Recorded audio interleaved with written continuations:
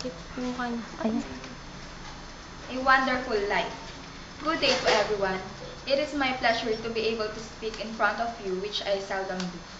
I have a story that I want to share with you that would make you realize the real beauty of life and how wonderful it is. This would also inspire you to keep on dreaming not only for ourselves but also for our loved ones.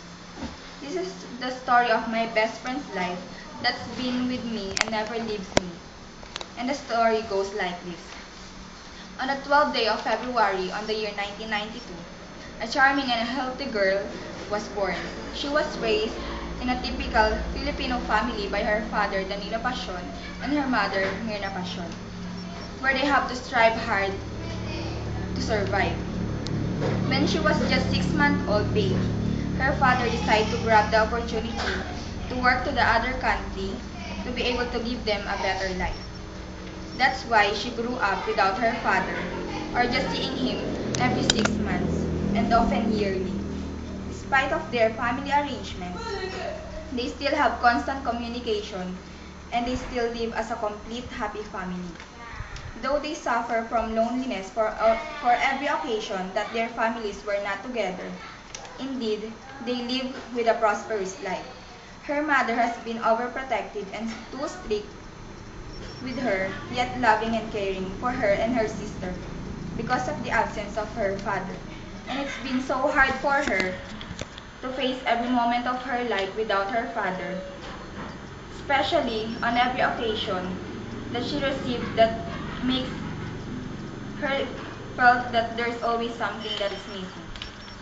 As she grew older, a lot of behavior, attitude, and a way of thinking were developed within her. She has an abstract thought, sharp and intelligent mind, and clever for quite some time.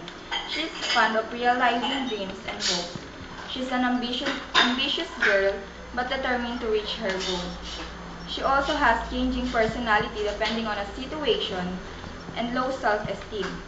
She is temperamental, quiet, shy, and humble, too sensitive and easily hurt, and she really shows anger easily.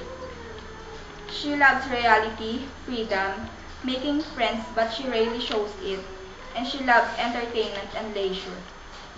She's rebellious when restricted. She dislikes unnecessary things, but she's romantic on the inside, not on the outside. She has been with a circle of friends, which she really valued, wherein she learned a lot and made her realize that no man is an island. And as a teenager, she also tends to experience love, and she's proud to say that it's better to love and lust than never to have love at all. People may sometimes misunderstood her, but that is who she is. We know that we cannot please everybody, so what we have to do is just to respect them. Their family was then had a lot of dreams for everyone, but in some circumstances, her sister had her own family at a very young age. She sometimes felt pressure as the only one who left to fulfill and achieve all those dreams. But on the other side, she's taking it as a challenge to encourage her to do so. She's now in her second year college taking up Bachelor of Science in Tourism and Resort Management in Cavite State University, and she's considering it as her stepping stone for a better future someday. I'm hoping that she will be able to achieve all her dreams and her chosen career as what she expects it to be. And by the way, before I forgot to say, her name is Irene B. Pasion, also known as Aya. Thank you.